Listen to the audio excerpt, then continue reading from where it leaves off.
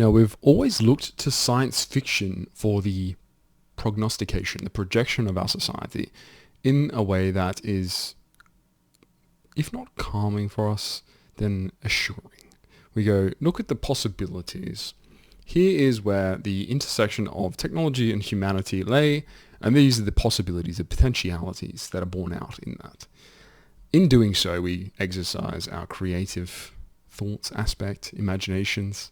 All of these figments come together in a very charming way, and particularly as they are outlaid in science fiction novels, for instance, but also other media like comics and movies and TV, in that it portrays to us some semblance of what the future could hold. And this can be anything from 2050, 2100, all the way through to 40,000. And I'll highlight as the directional accuracy of the verisimilitude of these eventualities, of this science overcoming the preeminence of man, of humans, and what that means, because it's a very interesting reflection on who you are, in the sense that what you like, what you idealize, what you pick as your science fiction say motif, the favorite setting you have, whatever type of appeal is there for you in these constructions, these imaginary universes, it belies underneath your optimism, your fancies, your ideologies, in a way that I think you should be reflecting on somewhat, because it is the case that what we like tells us a lot about ourselves, because it's similar to a reflection upon ourselves. It's almost in the shadow, as Jung would say, that there's a pole in which it tells us about ourselves in the unacknowledged, unconscious space. Now, the two non-reflective, very, very, I want to call them fanciful, but completely aporia and nonsensical versions of science fiction reality are Star Trek and Star Wars, for two different reasons. And one of them is because it's a trash, drivel, boulder dash setting in Star Trek, where humanity, in its graciousness, in its benevolence, has solved all its issues and now goes out into space to help others with magic, basically. It's the boomers version of science fiction Harry Potter, in which I have all these cool people with technology solving problems using their magic, and then the setting devolves into human politicking, basically, in a very unidimensional way. It's very uninteresting and boring. And boomers in particular loved Star Trek, because it was born when they were born, and so they grew up with it, and there's a nostalgia, mawkish tone to it for them. But in other cases, because it projects a society in which they lived in, which made sense. So they took the 1960s and 70s and said, just insert technology into this, make it space. And this is what you had. A lot of the TV shows in that era did that.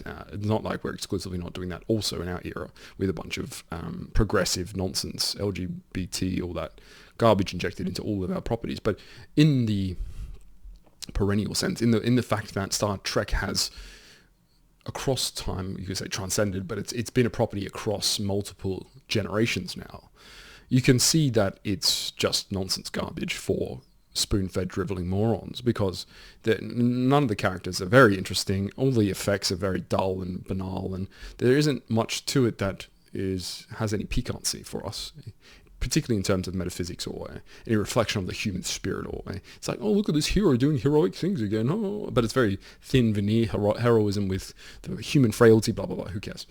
The second property, which is fucking dog shit, is Star Wars. Star Wars, because it apes what would be a real science fiction reflection of humanity, just distilled into consumable garbage. And it's always been like this. It was hard to see in the 70s because there wasn't that much to compare it to. It was a very new property, a bit like Marvel was in the 2000s. It's like, wow, I'm seeing these things for the first time. They're really cool because I'm 12. That's Star Wars, for Gen X particularly, in that it's just soppy milk toast garbage shit, Really, truly. It's worse than Star Trek because what they're projecting is some sort of heroic fantasy they never got to live through in their own age. So one, in Star Trek, you took what was the ceteris paribus case of our extant universe with technology. In Star Wars, you have the twin effect of that, but also we never got to fight in a war where we were the good guys. How can I project that into a narrative, into a story, into a grand universe where these underdog cool guys with their cool quips and fashion and technologies go up against the fascist, faceless enemy, the evil. It's very black and white evil, obviously truly a deplorable Darth Vader, Darth Maul, Darth whatever. In that we have the good guys using magic and the bad guys using magic, and it's very clear that you should be fond of the underdog rather than saying like, what are they rebelling against? And political machinations determine the progress or the status of the universe. It's no, we want to tell you the true story of the universe, this galaxy far, far away, whatever garbage it is. This is why, as a property, it's deteriorated, but it was never good. So you took what something was fine, is a passable 70s flick, you revered it beyond its station, basically, and then onto it projected your own feelings towards science fiction as a property, as a class in general. And this is something similar to the modern reincarnation or reiteration of Dune by that guy, Herbert, where we said, look, Dune is now this really cool new property that obviously came out in a novel 40 years ago, wherever it was, reflecting all these social pulls.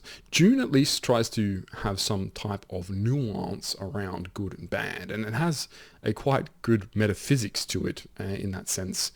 The movies, being Hollywood garbage aside, are still very watchable because the undertones can't be whitewashed away by Hollywood producers with their inability to understand anything metaphysical. So Dune is probably showing you the exception here, that there can be properties from the era that retain a certain sense of themselves.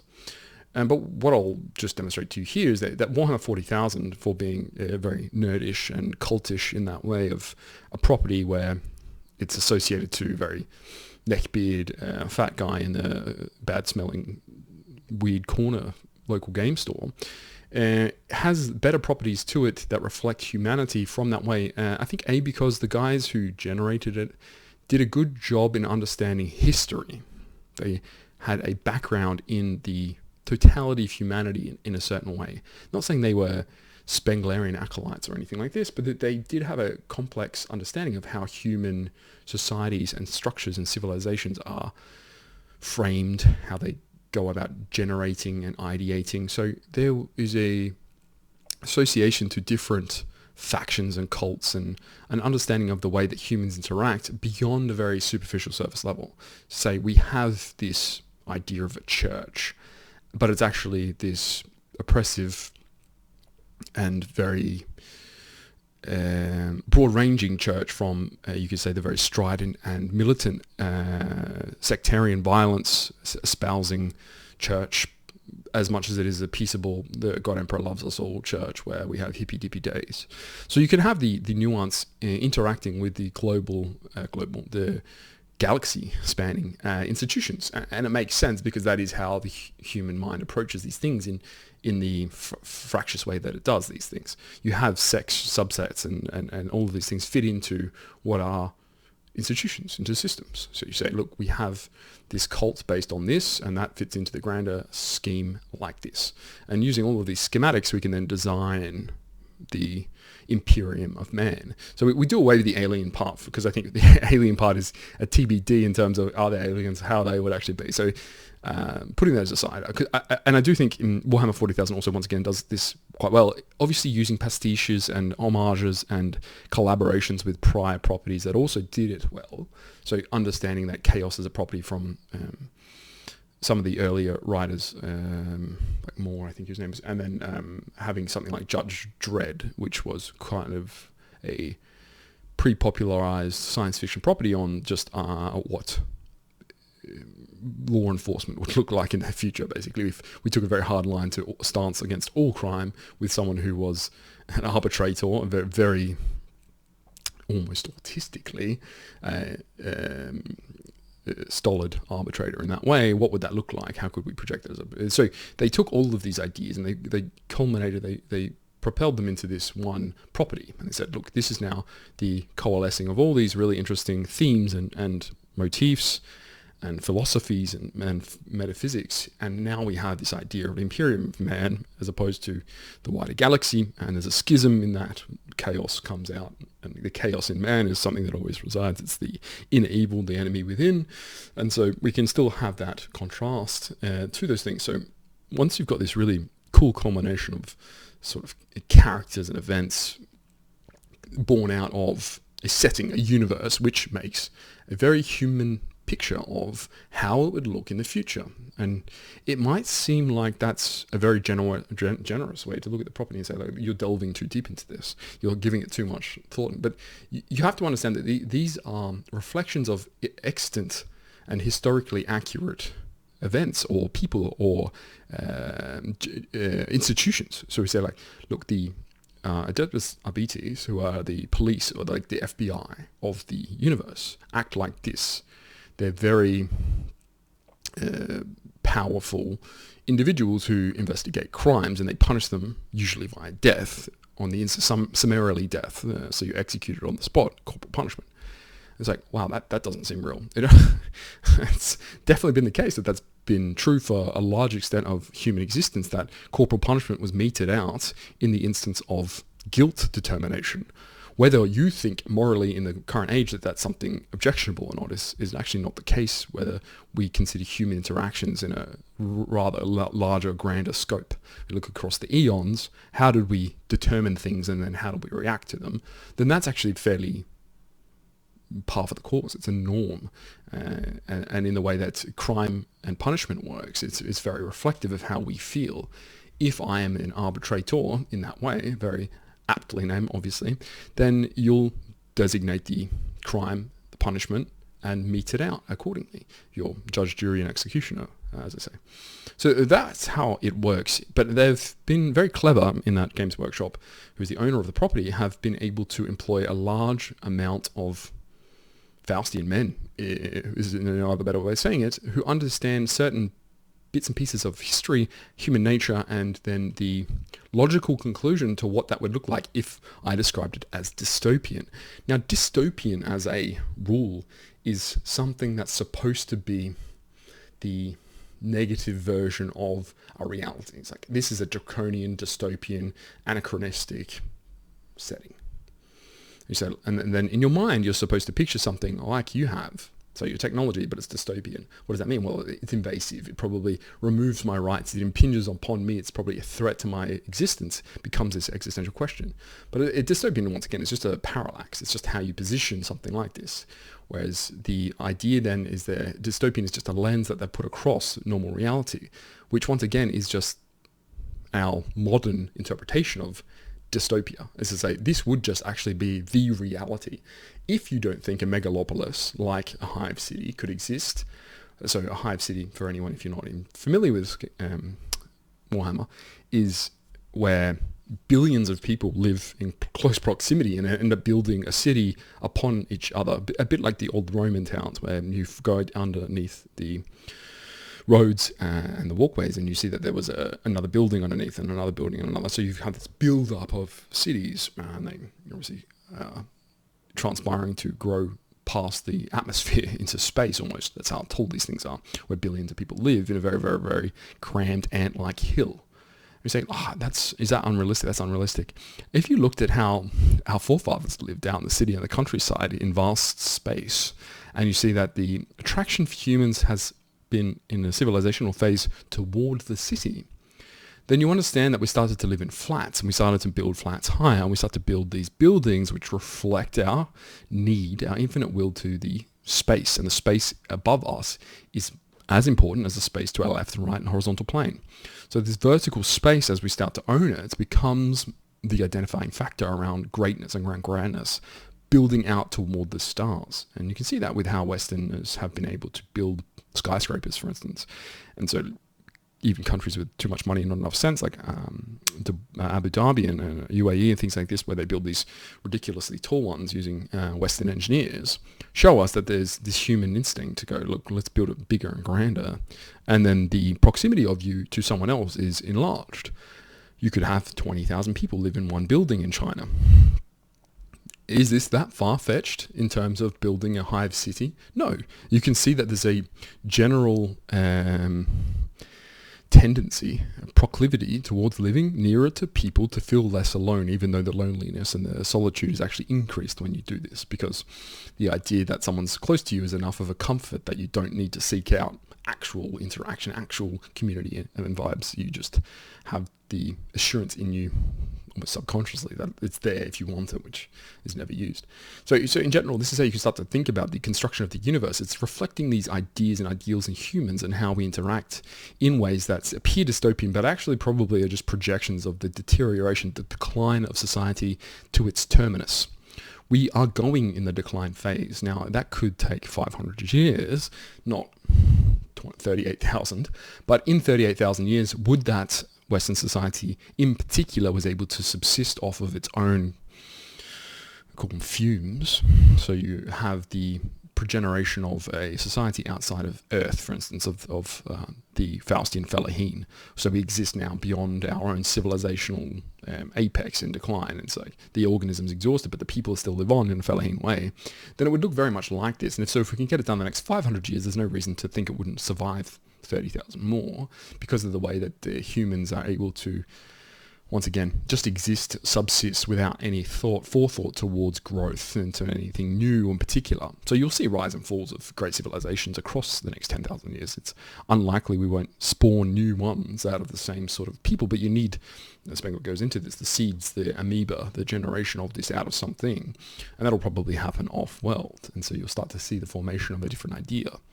This interacts in several ways, and so I'll maybe, in the interests of hopefully you, the viewer, if you've stuck around, you obviously want to get into a bit more of this, so I can be a little bit more quixotic, or hopefully less quixotic for those of you who understand Warhammer 40,000 already. But the idea of lords and the governance structures are very much tyrannical, but in a way that's positive for the interests of certain entrenched classes. And the classes of people here that we're talking about is typically based on the power scope of your belonging. So you're either in the church, or you're in the technology space, or you're in money, or you're in war. So they have the very singular ideals around where your power is entrenched, and thus how, as a character, as a person, as a patron, how you would start to interact with the broader universe, or the broader galaxy, I should say. So if you are a lord of X, and that's how you maintain your power, you say you're a governor of a certain province or a planet and things like this, that Warhammer loves to make grandiose titles. And because the galaxy is, for imaginative purposes, creative purposes, infinite, they can come up with planets willy-nilly, and there's no you say continuity per se. There's obviously very clear distinctions on certain planets existing, certain characters in the galaxy being real, for the, once again, the verisimilitude of that galaxy. But it's to say, if I needed a planet which had it was an agri-planet, so only farms, that's possible for me to create within the realms of believability for Games Workshop's property, or for Warhammer 40,000, because they've set it up such that it's extant, that there are planets like this which are unnamed, which can serve as the device for a story, for a narrative, whatever it is. But it is also the understanding that the power structures relate to the certain and very similar power structures we have today. If you're a landowner, if you're a commerce, if you're a trader, if you're all of these things, then you're attributed or imputed upon you certain power structures. And this is intimated by the way that stories are set up, but also by the lore, as they like to call it, and how we can start to think about those unique individuals as much as they are as a class of individuals, as much as they are a sect, as a faction, as they like to start to call them. And obviously there's in Warhammer 40,000, there's a relationship towards, say, selling, the commercializing the property, so having models represent things, and in particular a relationship to war. But we're much more interested in the social cohesion of all of these things, and war is one of the most important, but it is also one of the diverse pathways that we can start to imagine ourselves understanding. So war is very central to the Warhammer universe, just as it is central to humans in general. And as we look at our history, most of our history is defined by wars, by violence, in a very understandable way. So there is a relationship to almost every institution and its ability to service the war, the Great War, whatever war is considered relative or of its importance grand enough that we should hear about it from the author or from the property designer or whoever it is. And so when we start to understand that, we start to imagine certain technology advances give us the potentiality for things like space marines. A space marine is the embodiment of the pure warrior class. It's the knightly virtue. So when we speak about the Faustian man, it's the knight or the Viking. The Viking aspect is embodied by something like a rogue trader, which is a Games Workshop way of putting someone who is a Viking basically in space. They have their shipmates and they go about gallivanting and adventuring for booty and treasure and whatnot, esoteric goodies, greeblies. But the knightly class is the space marine, and this is held in the utmost mind of everyone who's heard of Games Workshop's properties, is that, it's about space marines. And that's the class of warriors who are both cybernetically and genetically enhanced versions of humans. So it's taking a man at 16, giving him what amounts to steroids, and then putting him in a battle suit so he can wage war until he is killed in battle. And that could be 1,000 years hence.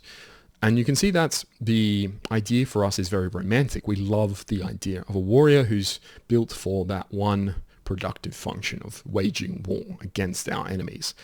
It loses its dystopian feeling, and this is where Games Workshop has erred on the side of, previously, I would say, the PC culture, saying, look, everyone is bad in the universe, in the galaxy, whatever.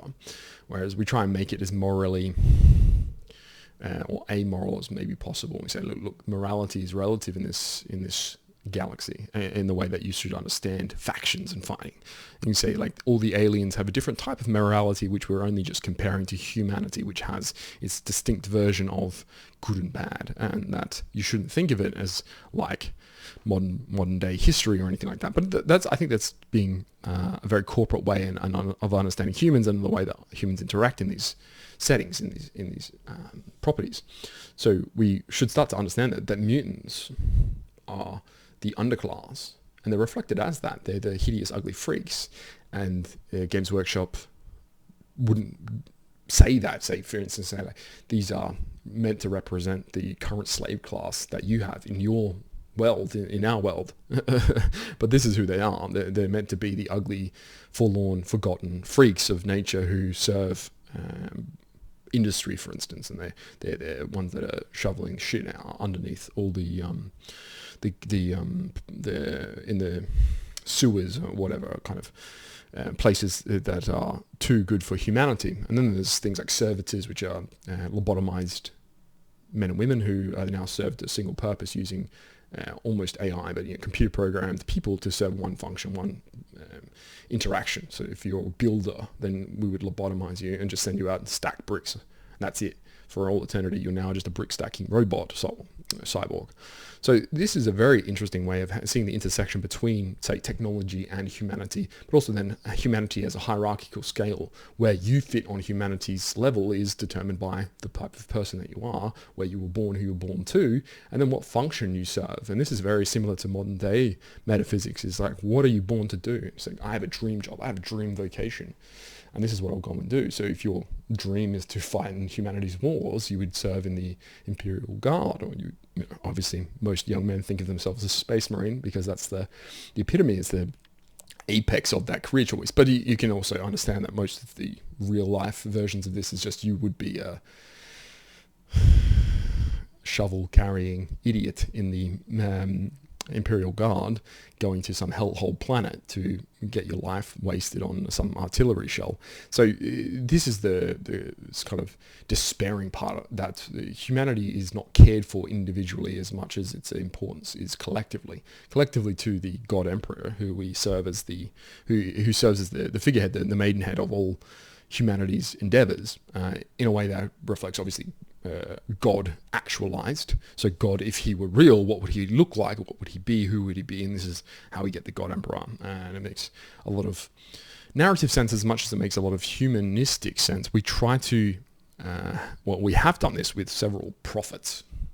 Like, Muhammad was the prophet of God, and Jesus was the son of God, and Moses was some version of this. But there's also other religions which have done this, and they've arrogated the level of humanity into the godliness of some actual person, and say, like, look, you're now represented as the God. And so from that, we can very clearly see that humans have a desire for this religiousness. Spengler calls it the second religiousness that we'll go through now, but there's also a latent level of religiousness in which we're trying to participate in, which is something that is a function of our lives, sort of carries with us in the water of the blood of our system. And so you get something like crazed zealots and fanatics of religion, where they have an idea that if there is a God and we know he exists because he is the God Emperor, then we will start to behave like that as a cult. And this is how you get those several versions and manifestations of the priestly, godly, religious classes and their actors within. This is one of the, once again, really interesting parts of Warhammer 40,000 that delves into this in more deep level in its lore, to tell you what would a religious psycho look like if he had the fanaticism of what you say is old style religious people. So like in the 1400s, 1500s, where there was the real belief, not this superficial belief we have now in modern days, where skepticism has seeped into us so pervasively that we say, yeah, I'm for sure, and this goes for the most ardent Christians, oh yeah, I'm for sure a believer in God and all these things and Jesus, and then it's very hard to take it seriously, because that the way that you behave is not a reflection on someone who would actually believe in a God like that. It's more based on hopes and dreams rather than as this reality of, I live in a world where God exists and he does these things. Muslims sort of live in this liminal reality of God crosses over, and they say, like, look, there are, what do they call them? Devils, or like, not ghosts, but spirits, which actually influence people's behaviors and do these things. I can't remember what the term they used for it was, but this is the way that the third worlders actually think. They literally think voodoo is a system that works like that. Now, I've covered magic. Magic is a separate entity and much more related to writing, reading, and the imbuement of power into things like that, which we can conceptualize as real in the metaphysical plane. But they believe that a spirit would fly into your brain and then make you be the devil. In reality, like, this is a real thought that they have. You ask a Muslim or a third world Fellaheen person about this, and they will say that this is 100% true. Like, as in, they've seen it happen to someone that's, rather than just having an epileptic fit, that person was possessed by X entity, supernatural. So, once again, removed from that case, we say, like, look, if the human instinct is towards religiousness, this can be for any instance, but it's reflected truly that the humanistic version of religiousness, God must relate to humans in particular. There's a whole universe, but God in specific, in the way that we envision him, has to relate to us as people, and more specifically me as a person, out of what is maybe 30 trillion entities in the galaxy, more, galaxy in the universe, more maybe, who knows, is to say, like, what's the probability of that? It's next to fuck all, it's zero.